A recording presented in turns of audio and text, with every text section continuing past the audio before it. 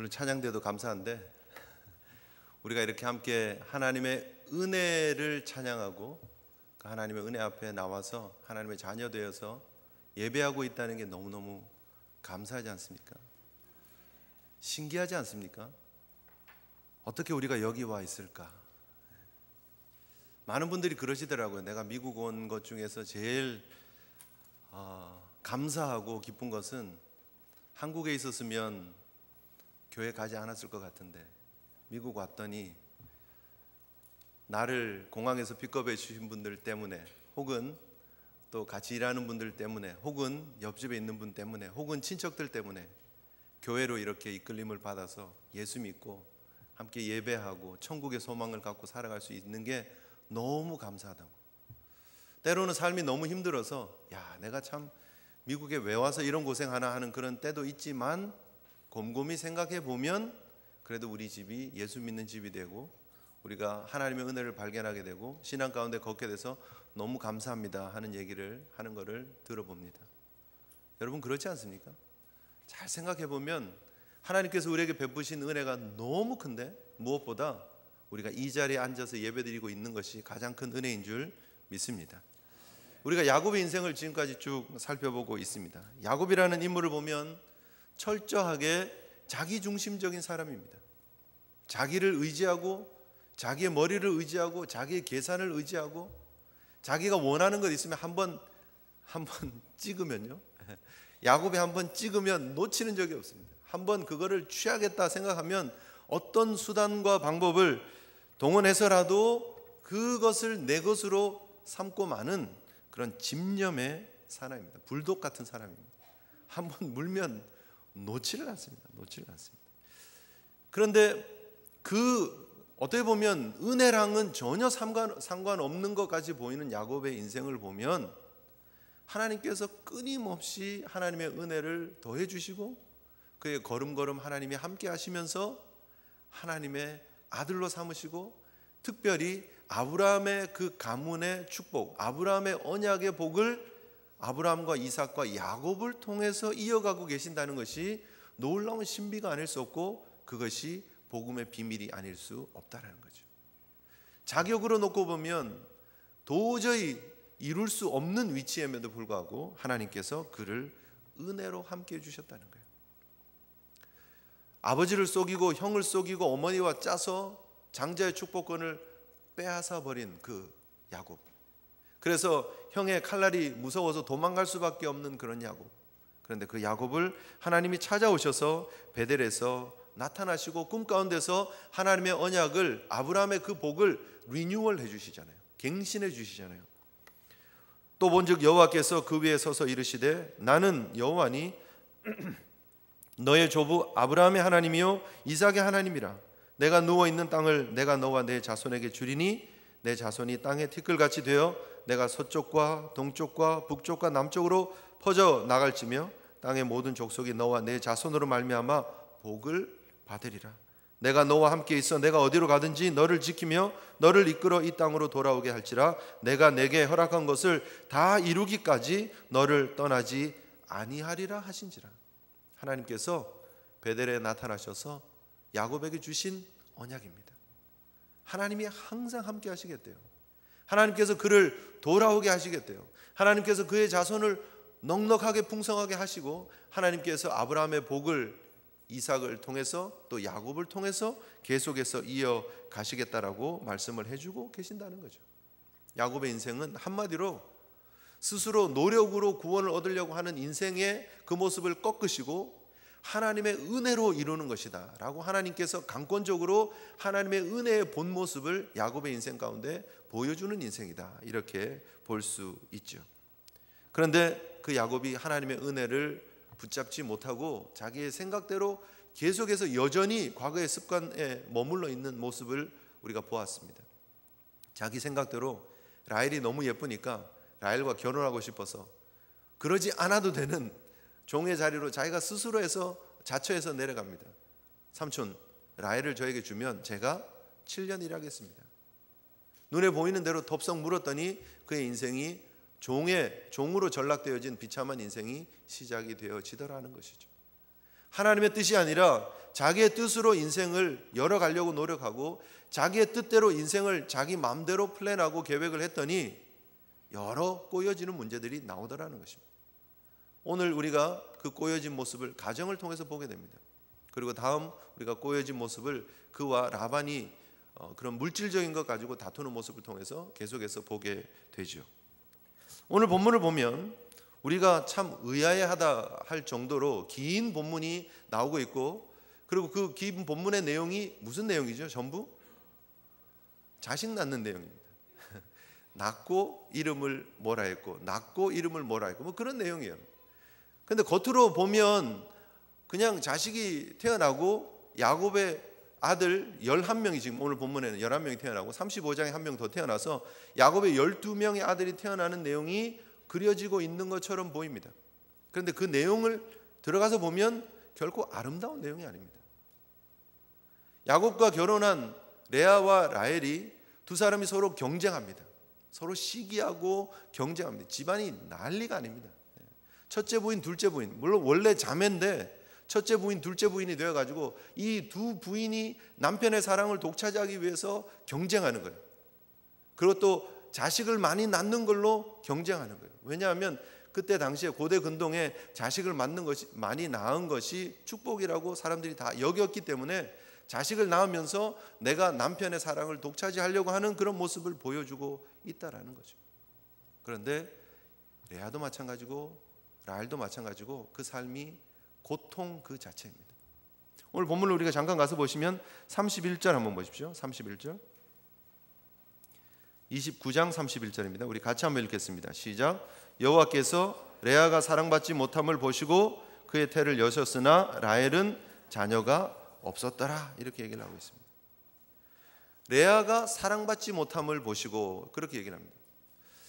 이게 영어 그 NIV 성경에도 이런 식으로 번역이 되어져 있습니다. 그런데 킹 제임스 버전에 보면 레아가 사랑받지 못한 게 아니고요, 레아가 미움받았다, 이렇게 얘기를 합니다. 레아 was hated. hate 하는 단어 좀 무섭잖아요, 그죠? 그냥 사랑받지 못했다는 표현보다 미움받았다 이러면 더 좀 마음이 아프잖아요, 그죠? 근데 레아는 킹 제임스 버전이 그렇게 번역을 했고, 원어적인 의미를 가서 보면 레아가 고통당했다, 미움받았다, 그런 말이에요. 그게 더 맞는 표현이에요. 라헬은 사랑받고 레아는 미움을 받았어요. 여인의 삶이 결혼 후에 남편으로부터 미움받는 삶이었습니다. 얼마나 비참합니까? 결혼하면서도 벌벌 떨면서 이게 들통나면 어떨까 고민하면서 첫날 밤을 보냈는데 남편의 얼굴이 싹 바뀌더니 억울하다, 분통하다, 막 당신 아버지 때문에 내가 쏘가가지고 당신이랑 결혼한 거지, 그러면서 막 분을 막 쏟아내면서 옆에 있으려고 하지도 않고 막 화를 내는 거예요. 그리고 7일 있다가 라헬이랑 결혼을 했는데 라헬하고만 자꾸 옆에 있는 거예요. 얼마나 마음이 정말 비참했겠습니까? 얼마나 마음이 쓰렸겠습니까? 행복이랑은 거리가 먼 인생을 살아갈 수밖에 없는 레아의 모습이 그려지고 있다라는 거예요. 사랑받지 못한 여인 레아. 그런데 라헬은 남편의 사랑을 독차지하고 정말 행복한 삶을 살았습니까? 성경을 보면 그렇지 않다라는 거예요. 남편의 사랑은 독차지했는데 자기에게 태의 문이 열리지 않는 거예요. 그래서 라헬도 힘들고 어려운 삶을 삽니다. 원치 않게, 원했겠어요 라헬이? 설마 자기 자매, 자기 언니인데 그렇게 미워하고 싶었겠습니까? 시기하고 싶었겠습니까? 남편 꽁꽁 붙잡고 언니 텐트로는 절대 못 가게 하고 내 남편이다 그러고 막 싸우면서 경쟁하는 그 집안의 모습을 보세요. 라헬이 행복했겠습니까? 그렇지 않죠. 야곱은 행복했겠습니까? 이 두 부인 사이에서 서로 갈등하는 그 부인 사이에서 야곱은 행복했겠습니까? 그렇지 않습니다. 그런데 왜 이런 모습들을 하나님께서는 보여주고 있느냐는 거예요. 왜 레아의 미움당하는 모습을 보여주고, 왜 라헬의 힘들고 어려운 삶을 보여주고, 왜 야곱의 갈등하는 인생을 보여주고 있느냐 하는 거예요. 바로 그것이 우리의 모습이기 때문입니다. 바로 이 야곱의 집안의 모습이 지금 광야 이스라엘 백성들의 모습이고, 바로 이 야곱의 이 집안의 모습이 우리의 모습이다라는 거예요. 자, 여러분, 오늘 본문이 31절 우리가 잠깐 읽었는데 레아가 사랑받지 못했는데 그것으로 끝난 것이 아니었고 사랑받지 못하는 그 인생을 여호와께서 보셨다라고 얘기를 하고 있습니다. 보셨다. 여호와께서 보시고 이렇게 표현하고 있는데, 그 보셨다는 것은 그냥 지나가다가 이렇게 슬쩍 보셨다 이런 내용이 아니고요, 하나님께서 관심을 가지시고 그 레아의 환경을 보시고 그의 삶을 세밀하게 지켜보셨다 이런 말입니다. 누구의 삶을요? 사랑받지 못하는 여인의 삶을 그렇게 보셨다는 거예요. 외적으로 보면 레아는 사랑받을 모습이 아니었죠. 우리가 잘 아는 것처럼 시력도 많이 나빴고 어떤 목사님 추측한 것처럼 그래서 밖에 나가서 목축을 한 것도 아니고 목녀가 된 것도 아니어서 아마 집안에만 있어서 몸매가 별로 예쁘지도 않았을 수도 있고 이제 그런 얘기들 합니다. 그죠? 그래서 사랑받지 못했던 여인인 것 같아요. 그럼에도 불구하고 하나님은 그 여인을 굽어보셨다는 거예요. 그 여인에게 은혜를 베푸셨다는 거예요. 그래서 그 태문을 여셔서 자식을 주시는데 1명, 2명, 3명, 4명, 르벤, 시몬, 레위, 유다, 스트레이트로 4명을 낳습니다. 동생하고 이렇게 경쟁을 하면 4대 0이 돼버린 거예요.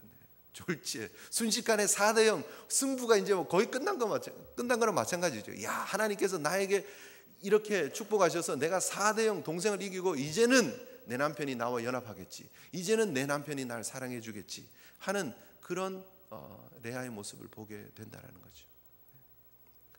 그런데 이 레아의 모습이 우리에게 보여주고 있는 내용이 결국은 무엇이냐면, 사랑받을 자격이 없는 레아를 하나님께서 긍휼히 여겨주시고 하나님의 태문을 열어주시고 하나님이 언약 백성의 가문에 씨앗을 6이나 허락하시는, 궁극적으로는 이제 6명이 되죠. 레아를 통해서 6명이나 태어나게 하는 하나님의 은혜를 주셨다는 거예요.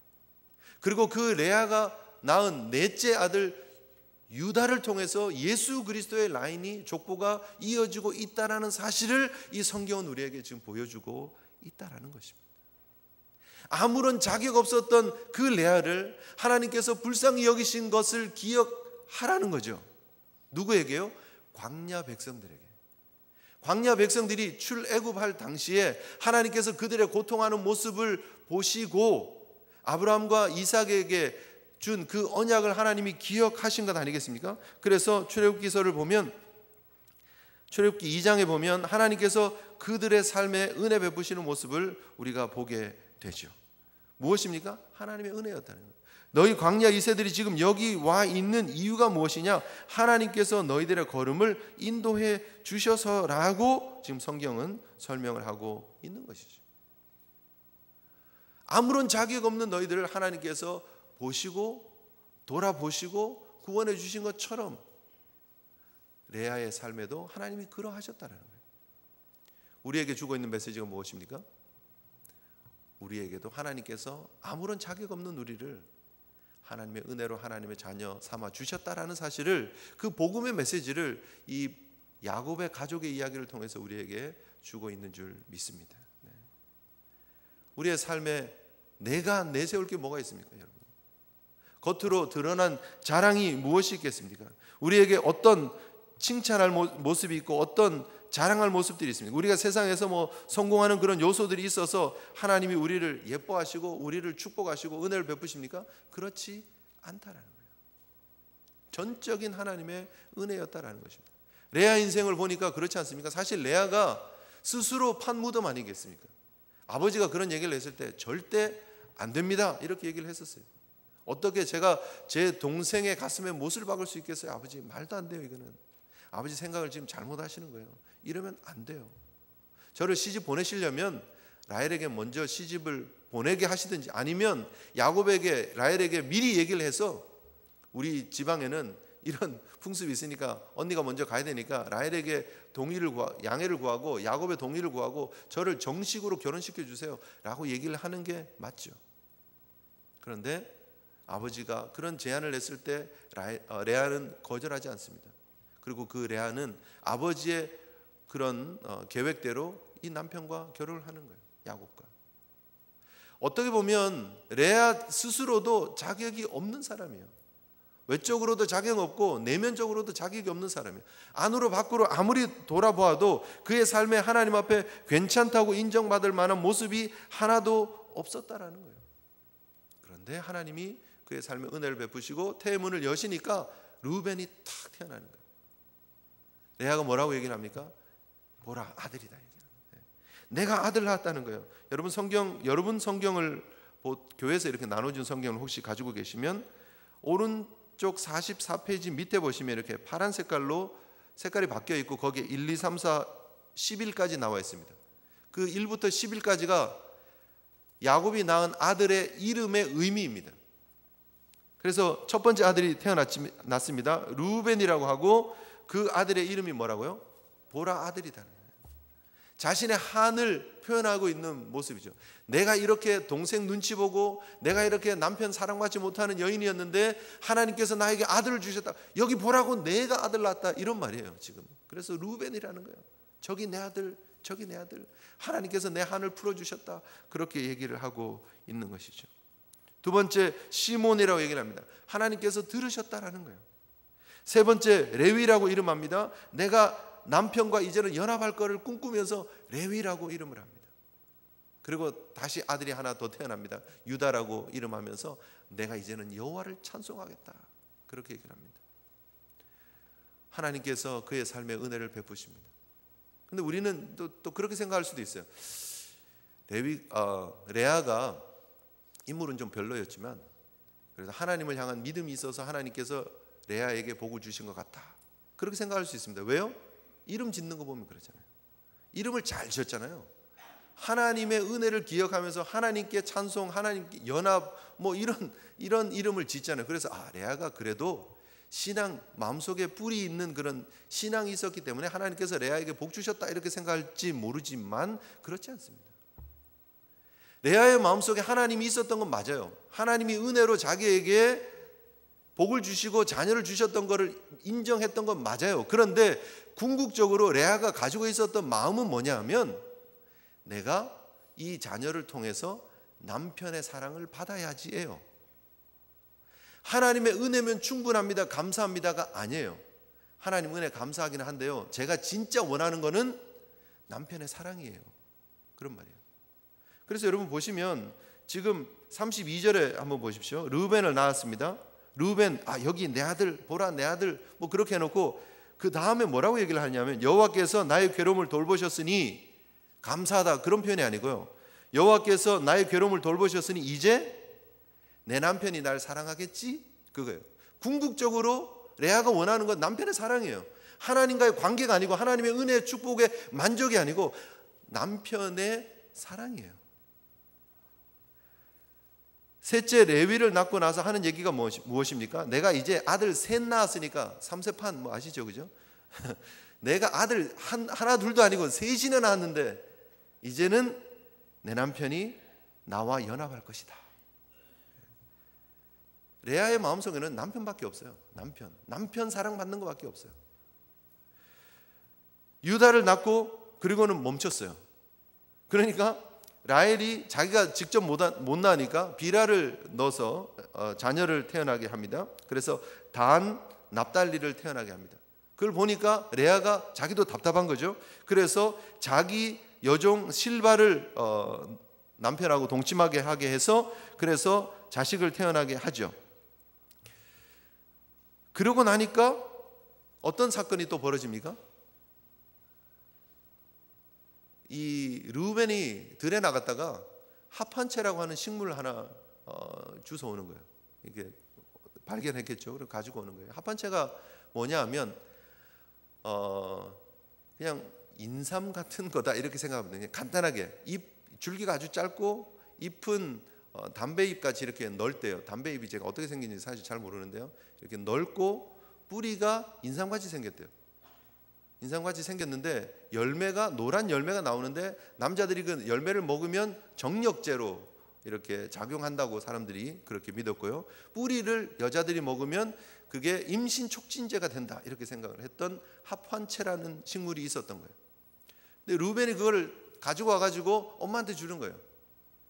레아한테 주니까 라헬이 그거를 보고 저걸 내가 지금 임신을 못하니까 내가 저걸 반드시 먹어야 되겠는데 라고 생각을 하고 내 남편 한번 줄 테니까 하루 그거 달라고 얘기를 하는 거예요. 얼마나 레아의 삶이 비참합니까? 그리고 라헬이 참 사실 좀 그렇죠, 그죠? 네. 그렇게 해서 합한채를 자기가 받기로 하고 자기 남편을 그렇게 언니와 동침하게 하는 거예요. 그래서 레아가 5째를 낳는데 이사갈이 됩니다. 그리고 6째를 낳는데 스불론이 태어나는 거예요. 그리고 나서 하는 얘기가 있어요. 여러분 보시면 뭐라고 얘기를 합니까? 이제 내가 6 자식을 낳았으니까, 여러분 20절 한번 보십시오. 30장 20절. 내가 남편에게 6 아들을 낳았으니까 이제 그가 나와 함께 살 것이다. 결국 레아의 마음속에는 결국 뭐가 있느냐면 남편밖에 없어요. 남편의 사랑, 내가 남편과 동침할 거고, 내가 남편과 함께 거할 것이고, 내가 남편과 연합할 것이고, 그의 마음속에는 늘 남편밖에 없어요. 결국 레아가 물론 하나님 앞에 믿음으로 자식의 이름을 짓는 모습은 있었지만 그의 삶을 들어가서 보면 그 믿음의 궁극적인 이유는 뭐냐면 내가 잘 되는 거예요. 내가 원하는 남편이 우상이었고 그 우상을 쟁취하기 위한 모습밖에는 없었다는 거예요. 그래서 레아의 모습을 보면 안타까운 우리의 모습이 그대로 보입니다. 사실은 우리가 하나님의 은혜를 찬양하기도 합니다. 하나님께서 우리의 삶에 베풀어 주신 것을 감사하기도 합니다. 그런데 베풀어 주시고 감사한 것에 우리의 마음이 가 있지 않느냐는 거예요. 세상에서 우리가 성공하는 데 관심이 가 있고, 세상에서 우리 자녀들의 이름이 드높아지는 데 관심이 가 있고, 우리의 건강에 관심이 가 있고, 물질에 관심이 가 있고, 하나님이 우리의 삶에 그렇게 공급해 주시는 분은 맞기는 맞는데 내 마음은 온통 레아처럼 남편에게 가 있는 거예요. 레아처럼 세상에 가 있는 거예요. 그것이 우상숭배입니다. 사실은 바른 믿음이 아니었다라는 거예요. 레아의 믿음이 바른 믿음이 아니었다라는 거예요. 라헬의 경우는 우리가 너무나 분명하게 보지 않습니까? 너무나 자기중심적입니다. 너무나 이기적입니다. 그럼에도 불구하고 본문을 보면 22절에 하나님이 라헬을 생각하신지라 이렇게 말씀하고 있습니다. 생각하셨다 그렇게 얘기를 하고 있습니다. 바로 출애굽기에서 역시 이스라엘 백성들의 고통하는 모습을 보고 언약을 생각하셨다 하는 그런 단어가 여기 지금 나오고 있는 거예요. 결국은 보셨고 라헬은 생각하셨고 레아는 보셨다라는 단어, 두 단어가 나오고 있는데 바로 그것이 출애굽할 때 하나님의 마음이고 하나님의 행동이었다는 거예요. 결국 그 하나님께서 광야 2세들을 향해서 주고 싶은 메시지가 뭐냐면 나는 너희들을 은혜로 불렀다라는 거예요. 너희들에게 뛰어난 모습이 있어서 너희들이 사랑받을 만해서 내가 너희를 부른 것이 아니다라고 하나님께서 강조하고 계시는 거예요. 마치 너희들은 레아와 라헬처럼. 오늘날 우리에게 하나님께서 말씀하고 계십니다.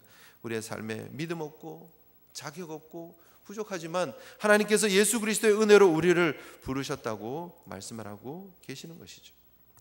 사도 바울은 고린도전서 1장 26절 이하의 이 내용을 그대로 역설적으로 얘기를 하고 있습니다. 우리가 어떻게 부름을 받았느냐 하는 거예요. 오늘 우리가 이 예배를 통해서 하나님 앞에 선 우리가 기억해야 될 것이 뭐냐면 내가 여기 와 있는 것은 신비한 하나님의 은혜라는 거예요. 내가 믿음으로 반응하지 않았음에도 불구하고, 내가 내 욕심을 위해서 살았음에도 불구하고, 내가 아무런 자격이 없음에도 불구하고 하나님의 은혜로 나를 불렀다는 거예요. 고린도전서 1장 26절 이하를 제가 봉독해 드리겠습니다. 형제들아 너희를 부르심을 보라. 육체를 따라 지혜로운 자가 많지 아니하며 능한 자가 많지 아니하며 문벌 좋은 자가 많지 아니하도다. 뛰어나고 문벌 좋고 능하고 지혜롭고 그런 사람 많지 않다라는 거예요. 그런데 하나님께서 그들을 교회로 부르시고 하나님께서 고린도 교회로 그들을 불러주셨다라는 거예요. 하나님께서 세상의 미련한 것들을 택하사 지혜 있는 자들을 부끄럽게 하시려고, 세상의 약한 것들을 택하사 강한 것들을 부끄럽게 하려 하시며, 하나님께서 세상의 천한 것들과 멸시받는 것들과 없는 것들을 택하사 있는 것들을 폐하려 하시나니, 하나님이 그런 모습으로 너희들을 불렀다라는 거예요. 사도 바울이 고린도 교회를 향해서 주고 있는 말씀이 무엇이냐면 하나님께서 너희들 속에 있는 당파들, 파당들 그거 중요하지 않다라는 거예요. 너희들 그거 가지고 자꾸 지금 다투고 싸우고 그러는데 너희 속에 무슨 훌륭한 것이 있어서 하나님이 너희를 부르신 게 아니다라는 거예요. 오직 십자가의 은혜로, 하나님의 은혜로 너희들이 부름을 받은 것이고, 너희의 약한 것들, 너희의 미련한 것들, 너희의 천한 것들, 너희의 멸시받는 것들을 통해서 세상에 하나님의 은혜를 드러내려고 하는 것이다라고 사도 바울이 말씀하고 있는 것입니다. 이는 아무 육체도 하나님 앞에서 자랑하지 못하게 하려 하심이라. 아멘이십니까? 네. 우리가 하나님 앞에 자랑할 게 뭐가 있겠습니까? 하나님 앞에 자랑할 게 하나도 없습니다. 그런데 우리를 레아와 라헬처럼 야곱의 가문으로 부르시고 이스라엘로 만들어 주셨다는 거예요. 그 이스라엘이 지금 야곱의 가문이 나타내고 있는 게 뭐냐면 교회의 모습이에요. 레아를 교회로 부르셨고 라헬을 교회로 부르셨는데 그 방법이 뭐냐면 보시고 생각하시고요. 레아와 같고 라헬 같은 우리를 하나님이 불러주셨는데 그 방법이 뭐냐면 보시고 생각하시고 하나님의 은혜로 우리를 이곳에 불러주셨다는 거예요. 아무런 자격 없고 연약한 우리를, 미련하고 약하고 천하고 멸시받는 우리를 하나님이 택해 주셔서 하나님의 영광을 나타내 주셨다는 것입니다. 감사하지 않습니까? 이게 복음이고 이게 하나님의 은혜라는 거예요. 광야 2세들에게 이것을 깨달으라는 거예요. 너희들이 그 후손이라는 거예요. 오늘날 우리 영적 이스라엘인 교회를 향해서 하나님이 주고 있는 메시지가 뭐냐면 이것을 기억하라는 거예요. 이것을 기억하라는 거예요.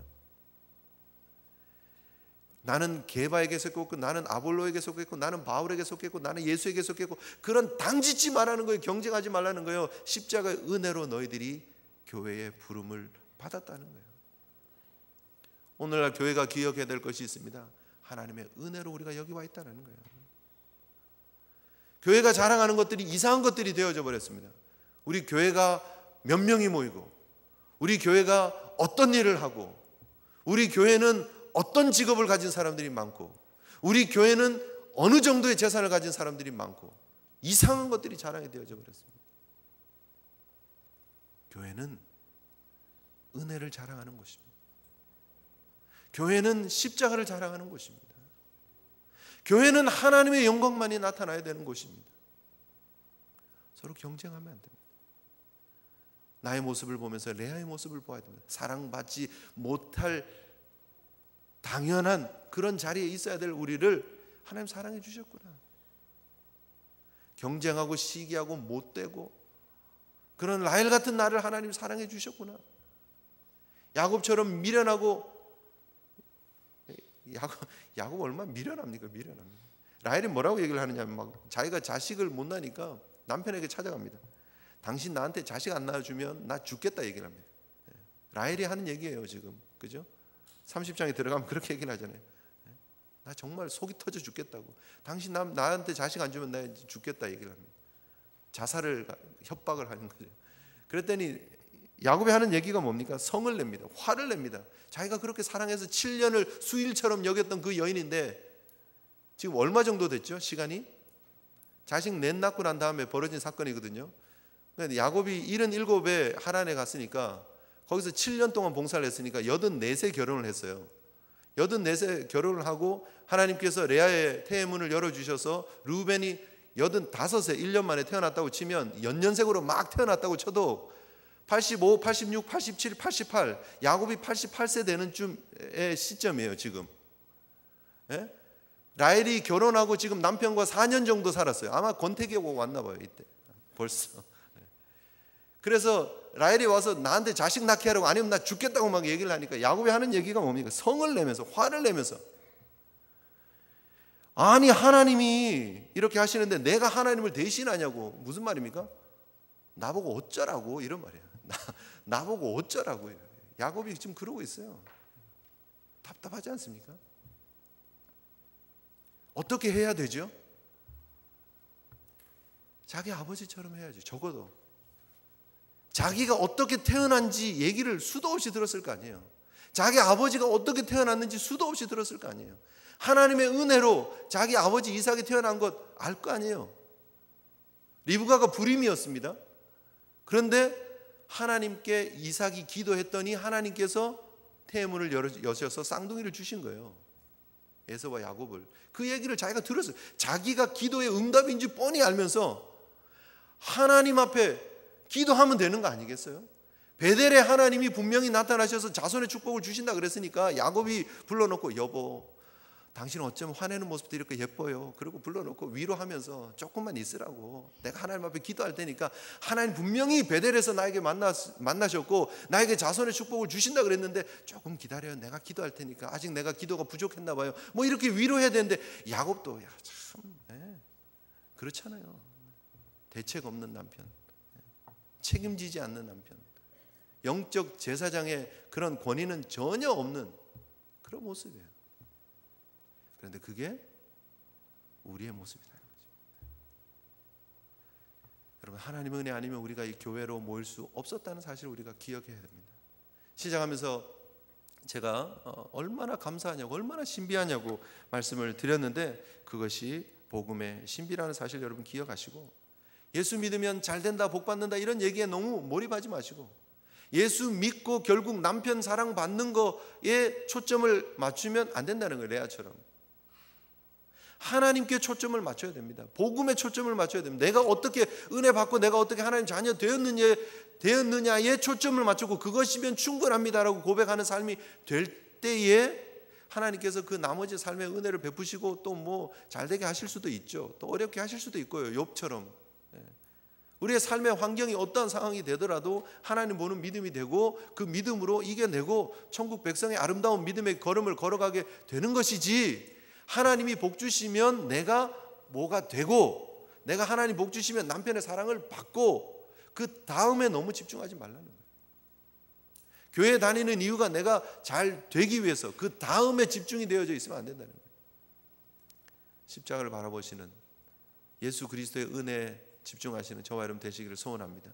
오늘 본문에 이름이 엄청 많이 나옵니다. 그죠? 11명 플러스 디나까지 포함해서 12명의 이름이 나옵니다. 그런데 그 이름들이 결국 소망이 될 수 없다라는 거예요. 그 이름들은 하나님의 은혜를 바라보는 이름일 수밖에 없다라는 거예요. 궁극적인 이름은 뭐냐? 바로 예수 그리스도의 이름밖에 없다는 거죠. 우리를 회복시키고 우리에게 은혜 주시는 그 이름은 우리가 잘 아는 것처럼 마태복음 1장 21절에 아들을 낳으리니 이름을 예수라 하라. 이는 그가 자기 백성을 그의 죄에서 구원할 자이심이라 하니라. 그 예수 그리스도의 이름밖에 없는 줄 믿습니다. 우리가 의지하고 구원받을 세상에 우리에게 허락하신 하나님의 구원의 이름은 예수밖에 없다는 주 예수를 붙잡고 믿음으로 나아갈 수 있는 저와 여러분들의 삶이 되시기를 소원합니다. 예수 믿으면서 우리의 삶에 어려움이 있을 수 있습니다. 아픔이 있을 수 있습니다. 그러나 하나님은 그 배후에 여전히 하나님의 역사를 이루어가고 계신다는 사실을 우리가 기억해야 합니다. 야곱이 자신의 욕심대로 삼촌과 계약을 하고 라헬을 사랑하는 그 마음 때문에 하나님 없는 자신의 욕심을 향해서 걸어가는 인생이 되었지만, 그러나 그 배후에 하나님은 역사하셨습니다. 레아와 라헬과 결혼하고 난 이후에 하나님께서 그렇게 하나님과 상관없는 듯한 자녀를 출생하는 그 모습 배후에 하나님이 역사하셔서 그들의 실수조차도, 그들의 넘어짐조차도 하나님의 섭리로 바꿔주셨다는 거예요. 인생에 아픔이 있으십니까? 어려움이 있으십니까? 하나님이 여전히 여러분과 함께하고 계시고 배후에 역사하시고 하나님의 뜻을 이루어가고 계시는 하나님이신 줄 믿으시기를 바랍니다. 여러분, 필립스라는 사람이 있었습니다. 필립스, 아주 북동부 지역, 미국 북동부 지역에서 아주 사업을 잘하던 사람이었습니다. 큰 회사를 경영하던 사람이었는데 그가 37살에 수석 부사장이 되고 40에 사장의 자리에 올라갑니다. 정말 사업 수단이 탁월했고요, 성공에 대한 집착이 대단히 강했습니다. 돈을 많이 사랑했던 사람입니다. 그런데 그가 성공을 향해서 열심히 달려갔는데 그 필립스의 마음에 늘 공허한 마음이 있었습니다. 그래서 밤에 자다가 말고 침실을 나와서 집안 거실을 서성이는 때가 하루 이틀이 아닙니다. 어떨 땐 너무 답답해서 집 밖을 나와서 거리를 새벽에 헤매던 때가 한두 번이 아닙니다. 내 마음속에 뭔가 채워지지 않는 부분이 있는 것 같다라는 생각이 있어서 그가 뉴욕으로 출장을 갔는데 빌리 그레함 목사님 집회가 있다는 소식을 듣고 그 집회를 찾아갑니다. 그리고 거기에서 자기의 마음에 채워지지 않는 그것이 무엇인지를 발견했어요. 바로 그것이 내가 예수 그리스도를 내 마음에 모시지 않아서였구나라는 사실을 깨닫고 거기에서 예수님을 영접하고 그의 삶이 새로워집니다. 다시 회사로 돌아오지만 그는 필립스는 이전의 필립스가 아닌 새로운 필립스가 됩니다. 누가 봐도 변했다라고 얘기를 합니다.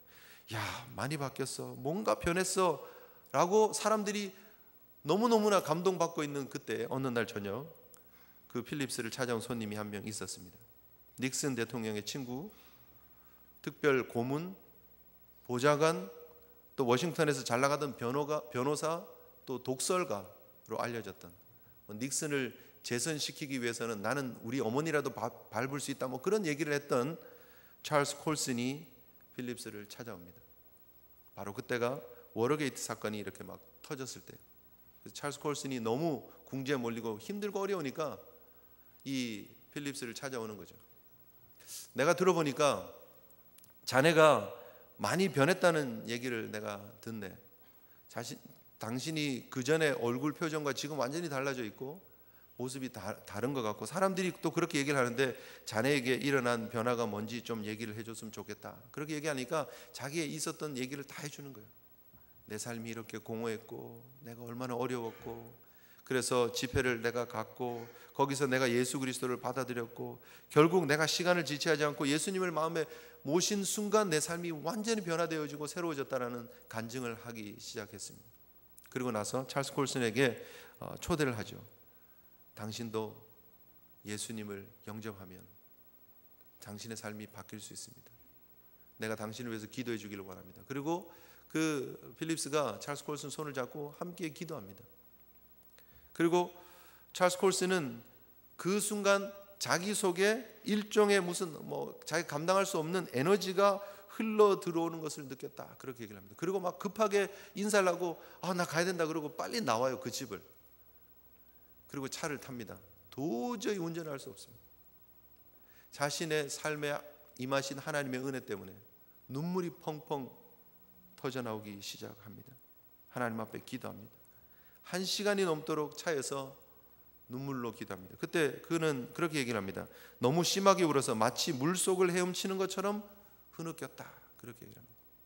그런데 그렇게 우는 그 눈물로 인해서 내가 깨끗이 씻겨지고 있다는 느낌을 받았다는 거죠. 그리고 주님 앞에서 새로운 삶을 살기 시작합니다. 그 해에 사실은 1974년에 그는 워터게이트 사건으로 교도소에 들어갑니다. 유죄 판결을 받고 7년을 거기 교도소에 수감됩니다. 그런데 그 안에서 그는 완전히 새로운 사람이 됩니다. 그리고 출감하고 프리즌 미니스트리를 시작합니다. 교도소 선교회 사역을 시작을 합니다. 그가 2012년 4월 21일 날 돌아가셨는데, 죽을 때까지 그는 복음을 위해서, 또 정말 어떻게 보면 세상에서 가장 소외된 지역인 교도소 안에 예수 그리스도의 복음을 전하기 위해서 애를 많이 쓴 삶을 살아갑니다. 방송 라디오 프로그램 브레이크 포인트라는 그런 방송을 진행을 하고요. 또 유명한 책이 있죠. 본어게인이라고 하는 그런 책을 쓰고, 또 그 외에도 수많은 저술 활동을 합니다. 1993년 종교계의 노벨상이라고 불리는 템플턴 상을 받게 됩니다. 평생 복음을 위한, 하나님 영광을 위한 거룩한 삶을 살아갑니다. 여러분, 이것이 하나님의 은혜입니다. 그의 삶이 변호사로서, 정치가로서 성공의 가도를 달리는 것 같은 삶을 하나님께서 바꿔주셔서 그의 삶에 워터게이트라고 하는 사건을 터지게, 물론 하나님이 터지게 한 건 아니지만 터지는 그 사건 배후에 하나님이 역사하셔서 그의 삶을 변화시키고 바꾸시는 하나님의 섭리가 그의 삶에 있었다라는 것이죠.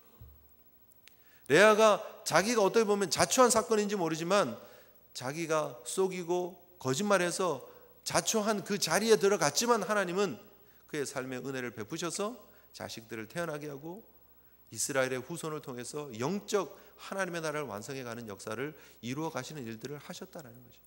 야곱의 실수를 통해서, 라헬의 실수를 통해서 하나님은 그 배후에 끊임없이 역사하셔서 하나님의 은혜를, 하나님의 역사하심을 드러내 주셨다는 것입니다. 오늘 이 아침 우리가 다시 한번 우리의 삶을 하나님 앞에서 점검해 봤으면 좋겠습니다. 내가 주인이 되어서 이끌어가는 삶이 아니라 내 배후에 역사하시는 하나님의 은혜로 우리가 여기까지 왔음을 여러분 기억하시고, 하나님 은혜 아니면 안 됩니다. 하나님으로 만족합니다. 고백하는 믿음의 삶으로 나아가시는 저와 여러분 되었으면 좋겠습니다. 우리 함께 하나님 앞에 기도했으면 좋겠습니다.